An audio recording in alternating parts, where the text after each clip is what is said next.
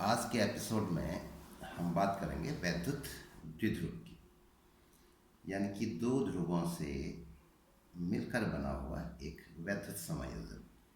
तो जैसा कि नाम से स्पष्ट हो रहा है, दो तरह के आवेश हैं, धनात्मक और ऋणात्मक।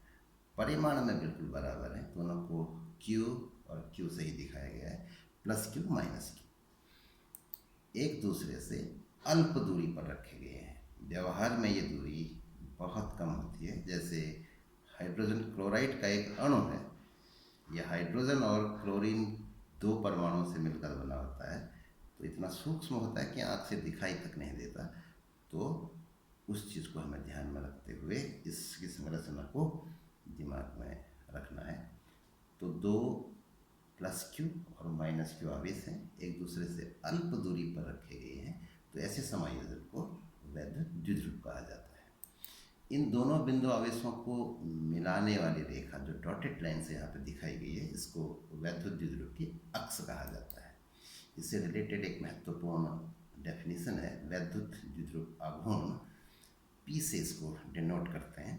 तो ये जो है किसी एक बिंदु आवेश के परिमाण और इन बिंदु आवेशों के बीच की दूरी के गुणनफल के बराबर होता है। इस तरह से इसे परिभाषित किया गया है। तो इस चित्र के हिसाब से Q और 2L का गुणनफल, तो 2QL करके इसको याद रखेंगे।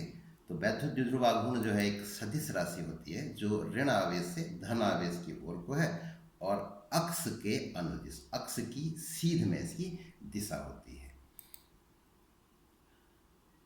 अब इस दूरी को जो 2L हमने ले रखा है, इस 2L को अगर हम बीचों बीच में से देखें तो दो भागों में बांटने पर L बाईं ओर की डिस्टेंस हो जाएगी और उतना ही दाहिनी ओर की डिस्टेंस होगी। वास्तव में क्या करना होगा, जब हम द्विध्रुव से दूरी की बात करेंगे तो द्विध्रुव के मध्य बिंदु से दूरी नापनी होती है। तो इसलिए हमने इसको सुविधा के लिए 2L लिया है, ताकि L बाईं ओर और L दाहिनी ओर को बचे और एक भिन्न की जो कॉम्प्लिकेशन होती है एक दिमाग में, तो उससे बचने के लिए ये इसको लिया गया है। तो जो भी स्थितियाँ होंगी अब बिंदुओं की, तो मुख्य रूप से दो स्थितियों का पहले हम अध्ययन करेंगे, उसके बाद फिर किसी भी एक सामान्य स्थिति का भी बात करेंगे। तो पहले हम दो विशेष स्थितियों की बात करते हैं। अगर हम अक्ष की सीध ले लें, बाईं ओर को और या फिर दाईं ओर को, ये अक्ष है तो इससे बाईं ओर को और या दाहिनी ओर को इस तरीके से एक सीध लें और इस सीध में कोई बिंदु लें, जैसे कि ये एक बिंदु हमने ले लिया, तो इस बिंदु की जो स्थिति होती है, इसकी स्थिति को अक्षीय या अनुदैर्ध्य स्थिति कहा जाता है। अनुदैर्ध्य स्थिति या फिर अक्षीय स्थिति भी इसको कहते हैं।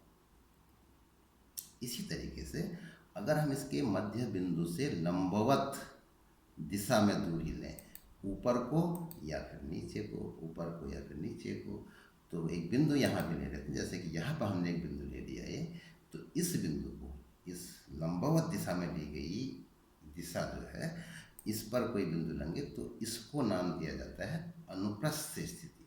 ठीक है, अनुप्रस्थ स्थिति या फिर एक और नाम इसको दिया जाता है और वो कहा जाता है निरक्षीय स्थिति। निरक्षीय स्थिति या फिर अनुप्रस्थ स्थिति, दो नामों से इसको जाना जाता है। अनुपस्थित स्थिति शायद चित्र से बाहर चला गया, तो ध्यान में रखेंगे, ये अनुपस्थित स्थिति या निरक्षीय स्थिति कही जाती है। तो एक एक करके दोनों स्थितियों की बात करेंगे। पहले अक्षीय स्थिति को पहले देखते हैं। प्लस Q आवेश माइनस Q आवेश एक बिंदु A पर रखा है, दूसरा बिंदु B पर, तो इस द्विध्रुव को नाम दे देंगे हम AB। तो AB एक वैद्युत द्विध्रुव है और ये इसकी अक्ष है। इसका मध्य बिंदु O, मध्य बिंदु से बाईं ओर की डिस्टेंस R और दाहिनी ओर की डिस्टेंस भी R। द्विध्रुव जो है दो लंबाइयों में बटी है, L और L। इसके मध्य एक अक्षीय स्थिति की बात पहले कर रहे हैं, तो मध्य बिंदु से R दूरी पर एक बिंदु ले लिया गया है। यहाँ पे मान लो बिंदु P हम इसको कह देते हैं। इस बिंदु P पर हमें वैद्युत क्षेत्र की तीव्रता ज्ञात करनी है। तो वैद्युत क्षेत्र की तीव्रता ज्ञात करने के सिंपल से स्टेप हैं, वो पहले दिमाग में ले लेते हैं।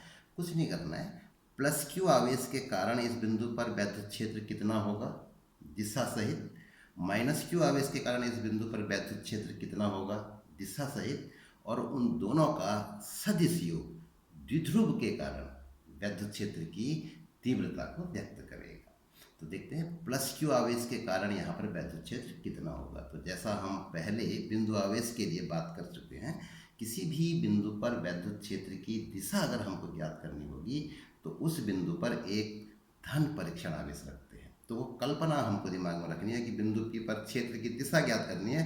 तो जैसे कि यहाँ पर एक प्लस क्यू आवेश रखा गया है, तो प्लस क्यू आवेश और प्लस क्यू आवेश के कारण वैद्युत क्षेत्र की बात करें तो प्लस प्लस को रिपेल करेगा दोनों बिंदु आवेशों को मिलाने वाली रेखा की सीध में। तो ये रेखा ऑलरेडी यहाँ पे खिंची हुई है, इसकी सीध में यानी कि इस रेखा के ऊपर से एक वैद्युत क्षेत्र लगेगा E प्लस, इसको हम कह देते हैं धन आवेश के कारण उत्पन्न वैद्युत क्षेत्र। अब ये कोई आवेश की बात नहीं है तो वो नोटेशन को दिमाग में कन्फ्यूजन नहीं करना। ऐसा नहीं है कि ये कोई धन आयन है, उससे कोई मतलब नहीं है। धन आवेश के कारण वैद्युत क्षेत्र, ये इसका मतलब है।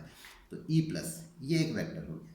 इसी तरीके से माइनस क्यू आवेश के कारण वैद्युत क्षेत्र कितना होगा, कहाँ को होगा, वही धन परीक्षण आवेश रखा हुआ है तो ऋण आवेश उसको आकर्षित करेगा, तो अंदर की ओर कोई वैद्युत क्षेत्र होगा। तो एक को हमने लाल रंग से दिखा दिया, दूसरे को हरे रंग से, ताकि डिफरेंस कर सके। अब इनकी लंबाइयों में भी अंतर है, उसको भी समझना है। जैसा कि किसी बिंदु आवेश के कारण वैद्युत क्षेत्र के सूत्र हमने पढ़ा था, Q is equal to 1/4πε0 Q बटा R स्क्वायर, जिससे ये पता लगता है कि दूरी अगर ज़्यादा हो किसी भी बिंदु आवेश से तो वैद्युत क्षेत्र घटता जाता है। अधिक दूरी के लिए कम होगा, कम दूरी के लिए ज़्यादा होगा। तो यहाँ पर अगर हम देखें, ये जो बिंदु P है प्लस क्यू आवेश से दूर है, माइनस क्यू आवेश से नज़दीक है, तो प्लस क्यू आवेश के कारण वैद्युत क्षेत्र कम होगा, सदिश की लंबाई कम, और ऋण क्यू आवेश के कारण वैद्युत क्षेत्र अधिक होगा, सदिश की लंबाई अधिक ली गई है। तो बिंदु P पर जो द्विध्रुव के कारण वैद्युत क्षेत्र होगा वो सदिश योग उसका, तो E प्लस और E माइनस इन दो सदिशों के सदिश योग के बराबर होगा। अब जैसा हम यहाँ पर देख सकते हैं सदिश योग कैसे करते हैं, वो स्टेप भी अगर देखें तो वैसे भी समझा जा सकता है। एक सदिश लिया, हरा वाला ले लिया हमने, इसके हेड पर दूसरे की टेल रखते हैं, तो इसके हेड पर दूसरे की टेल रख दी, यहाँ तक पहुँचा। पहले की टेल से दूसरे की हेड को मिलाते हुए परिणामी होता है, जैसा कि हम सदिशों के योग में सीख चुके हैं। तो ये सफ़ेद वेक्टर जो यहाँ पर दिख रहा है सफ़ेद रंग से, ये जो है इन दोनों सदिशों के परिणामी को व्यक्त करेगा। तो बिंदु P पर परिणामी क्षेत्र ये है, तो ये वाला क्षेत्र इतना होगा, ये इसी लाइन के ऊपर होगा, तो ओवरलैपिंग ना हो इसलिए थोड़ा सा उसको साइड में दिखा दिया गया है। तो ये वैद्युत क्षेत्र हो। अब जैसा हम देख सकते हैं इस सफ़ेद की लंबाई कितनी होगी, हरे की लंबाई में से अगर लाल की लंबाई को घटा दें तो सफ़ेद की लंबाई प्राप्त हो जाएगी। तो इस तरीके से अभी सफ़ेद लाल हरा क्या है वो दिमाग में रखते हुए, लाल E प्लस है, हरा E माइनस है, और E परिणामी वैद्युत क्षेत्र है। तो इनके जो परिमाण होंगे, वैद्युत क्षेत्र E का जो परिमाण होगा E, वो E माइनस हरे वाले वेक्टर की लंबाई में से लाल वाले वेक्टर की लंबाई यानी कि E प्लस के परिमाण को घटा के प्राप्त होगी। तो इस तरीके से E is equal to E minus minus E plus, ये परिमाण है, ये सदिश रूप है ऊपर वाला। तो इस तरीके से इनके मान क्या क्या होंगे वो अब हम सीख चुके हैं। E प्लस क्या था, धन क्यू आवेश के कारण वैद्युत क्षेत्र, तो क्या होता है सूत्र 1/4πε0 Q बटा R स्क्वायर, जहाँ R बिंदु आवेश से उस बिंदु की दूरी है।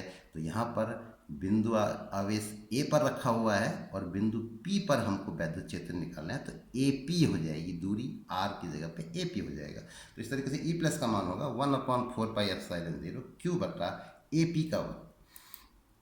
बिल्कुल इसी तरीके से E माइनस ऋण आवेश के कारण वैद्युत क्षेत्र 1/4πε0 Q बटा ऋण आवेश से इस बिंदु की दूरी, हमने इस बिंदु को B कहा है तो BP का वर्ग हो जाएगा। तो इस चित्र में अगर हम देखें, अब अगर AP धन आवेश से बिंदु P की दूरी वो कितनी है, मध्य बिंदु से दूरी R है और इसकी आधी लंबाई L, ये भी इसमें जुड़ जाएगी, यहाँ से दूरी नापनी है हमको। तो इस तरीके से AP जो है वो L प्लस R हो जाएगा। तो AP is equal to R plus L, और बी पी अगर ये दूरी देखें तो इस दूरी में से इस दूरी को घटा के प्राप्त होगा।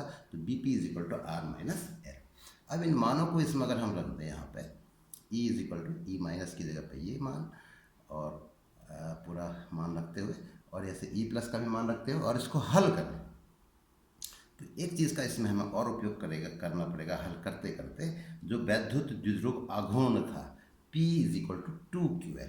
तो इसको हल करने में एक राशि हमको प्राप्त होगी अंश में 2PL, तो उसकी जगह पे 2QL, तो उसकी जगह पे हम P रख देंगे तो हमको ये सूत्र प्राप्त होगा E is equal to 1/4 pi epsilon 0 2P upon R cube. E is equal to 1/4 pi epsilon 0 2P upon R cube. इसमें एक अप्रोक्सीमेशन भी अप्लाई किया गया है कि अगर इसको हम सॉल्व करेंगे तो आप देख पाएंगे इसमें आर स्क्वायर और एल स्क्वायर वाले पद आएंगे। तो कोई भी राशि अगर बहुत छोटी होती है उसका वर्ग और छोटा हो जाता है। जैसे कि 1/10 एक संख्या है, उसका वर्ग अगर करेंगे तो 1/100 हो जाएगा। तो किसी छोटी राशि, एक से छोटी राशि का वर्ग और छोटा हो जाता है। तो वहाँ पर हम क्या करेंगे कि जैसे ऑलरेडी हम जान रहे हैं कि दो आवेशों को अल्प दूरी पर रखा गया है, एल बहुत छोटा है तो उसका वर्ग और छोटा होगा तो आर की तुलना में नगण्य हो जाएगा। तो आर स्क्वायर की तुलना में एल स्क्वायर नगण्य, वो अप्रोक्सीमेशन भी इसमें अप्लाई किया गया है। तो इस तरीके से ई का बड़ा मान हमको ये प्राप्त होता है। तो उसको स्टेप्स हल कर ले। अगर किसी को कोई दिक्कत होती है तो उसके विषय में हम बात कर सकते हैं कि कहाँ पर उसको कैसे लिया गया है। अब अनुप्रस्थ स्थिति की जो बात होगी वो इससे नेक्स्ट वीडियो में।